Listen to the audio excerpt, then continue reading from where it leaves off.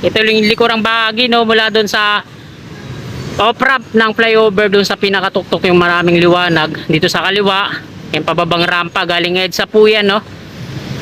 Papasok dito sa Aurora Boulevard. Dito sa kanan, yan, walang traffic. Dire-diretso po yan palabas ng EDSA.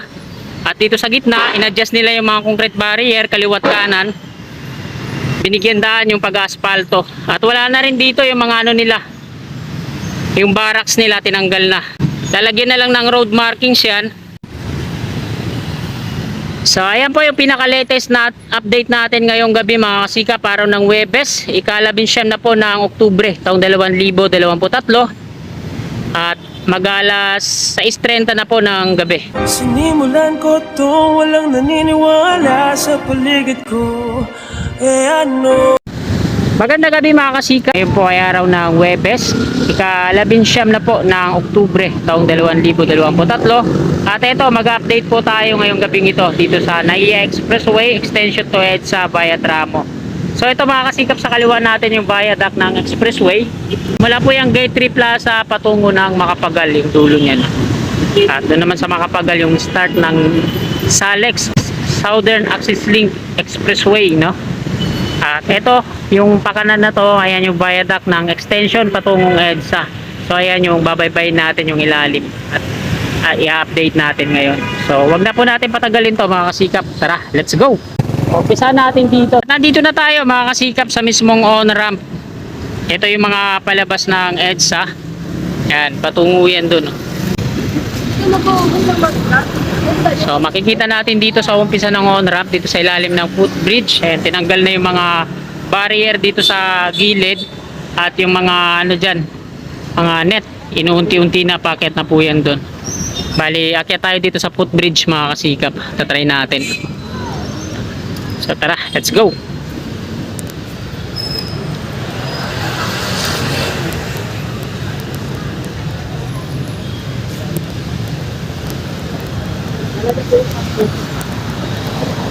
In-adjust na nila dito yung ano, yung mga barrier palabas yan doon.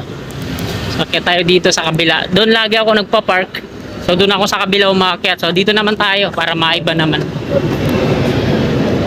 So ayan, mula dito sa taas ng footbridge, ito yung pinuporing nila to dito, no? Binakbak nila yung pavement hanggang dyan. So ayan, na-asphalto na.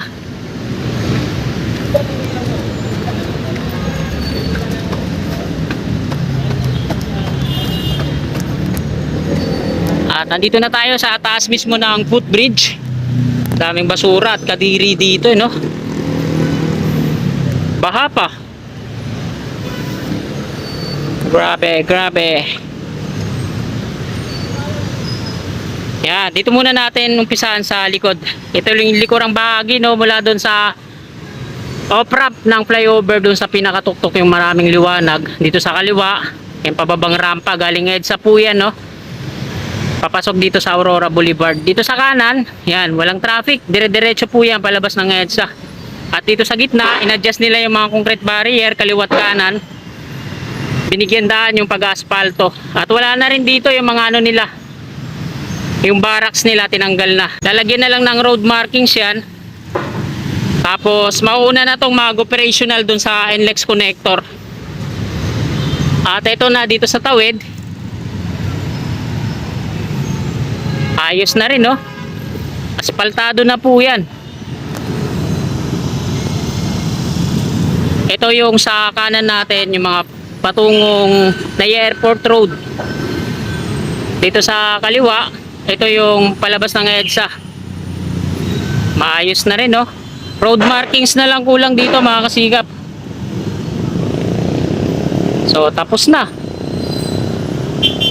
Mga sa susunod na araw siguro, sa mga basta mag-operational na to kasi tapos na.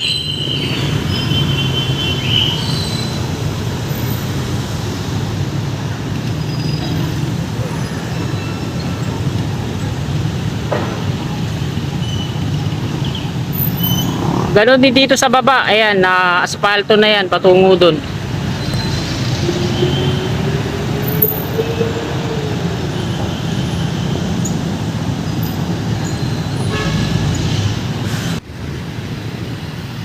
So ayan po yung pinaka-latest na update natin ngayong gabi mga kasikap, araw ng Huwebes, ika-11 na po ng Oktubre taong 2023 at mag-alas 6:30 na po ng gabi.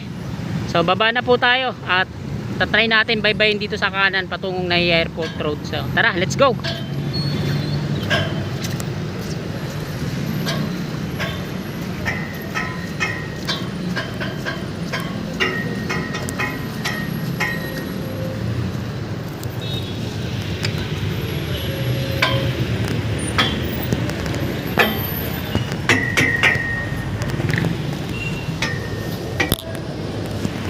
Batay po sa empleyado na gumagawa po dito sa on-ramp na aking napagtanungan, tinanong ko siya kung kailan ba magiging operational tong on-ramp ng extension to EDSA via Tramo. Maliwanag ang pagkakasabi niya sa akin mga kasikap na ngayong Nobyembre 15 daw magkakaroon ng pagbubukas dito, no? Magiging operational na po itong on-ramp ngayong paparating na Nobyembre 15. So antabayanan natin yan mga kasikap at sa timingan natin na mga pag-cover po dito, no, sa November 15 yung opening po na itong on-ramp. Ito yung galing dito sa EDSA pagbaba doon sa southbound ng flyover Aurora Boulevard at aakyat naman dito sa on-ramp patungo sa NAIA Expressway. So tabayanan natin yan mga kasikap, Nobyembre 15 po yung opening po nito at sana nandito tayo para may cover din po natin.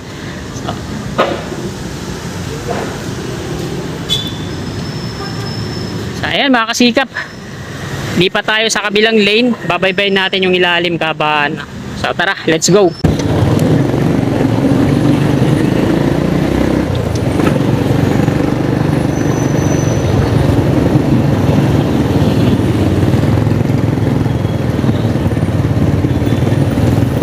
Mayroon na palang U-turn slot dito. Tatry natin lumiko dito, no? Kakaliwa tayo.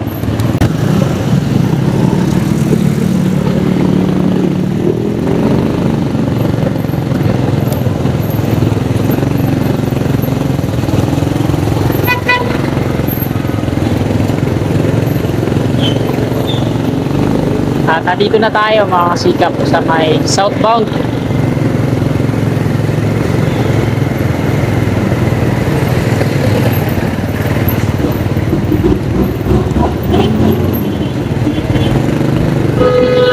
At grabe nga yung traffic dito, ano?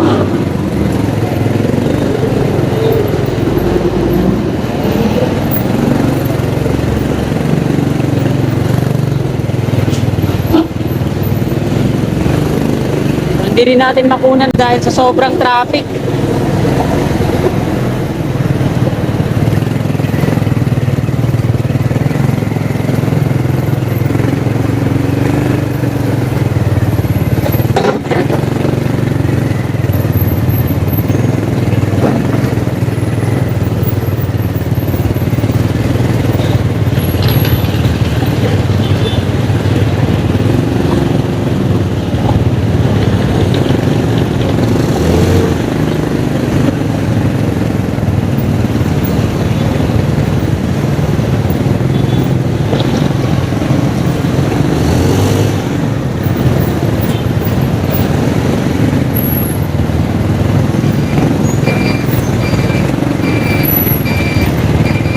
Dito na tayo sa may tulay.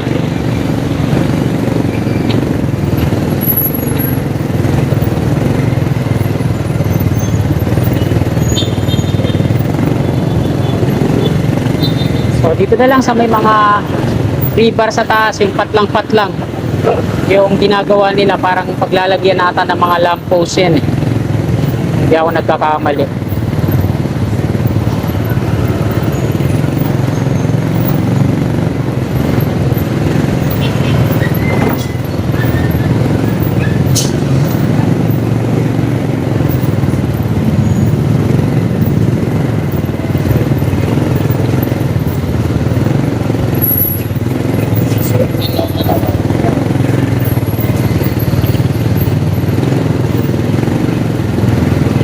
So dito sa baba, unti-unti na silang nagki-clearing, no? Tinatanggal na nila paunti-unti yung mga concrete barrier. Tapos yung mga net na ginawa nilang harang.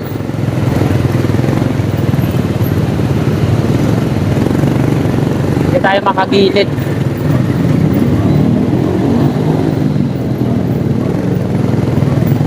Dito tayo sa inner lane para makita natin.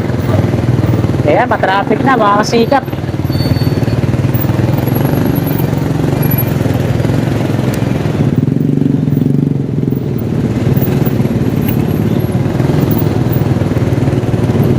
So matraffic na. Sa susunod na lang siguro tayo didiretso doon, no? Babalik na ako sa EDSA ako mag-end ng aking vlog. Babalik na ako dito sa northbound. Yan, wala nang galawan dyan eh. Sunod na lang tayo ulit didiretso dyan. Ganda dito, walang traffic.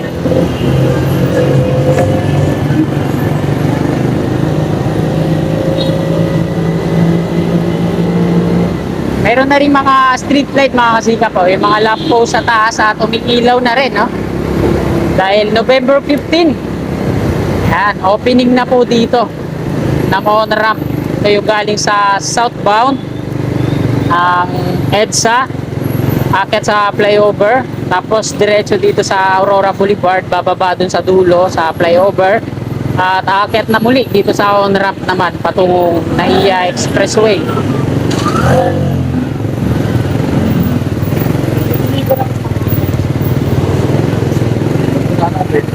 So, hanggang dito po yung abutment eh. Kasi ito na yung pababang rampa. Yung pinuno nila ng mga macro geofoam. Ito sa kaliwa.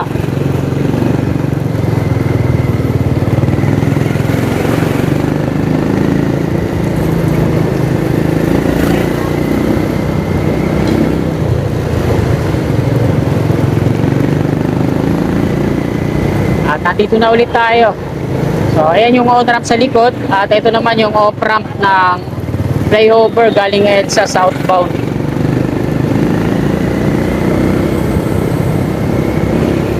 Ito sa kaliwa, oh, hanggang doon na sa tuktok. Yung traffic.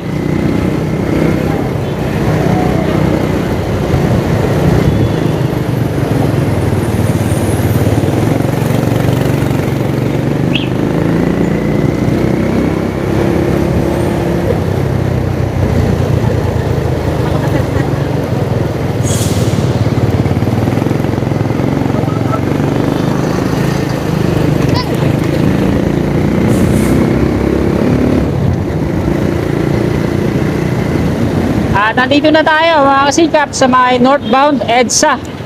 Sa kaliwa natin, ayan lang yung top station, no? Ang MRT3. So ayan mga kasikap, dito ko na po tinatapos tong vlog na to. Maraming pong salamat sa pakikibahagi nyo lagi sa aking mga video at panunood. God bless po sa ating lahat. Oh, my angel, angel baby, angel.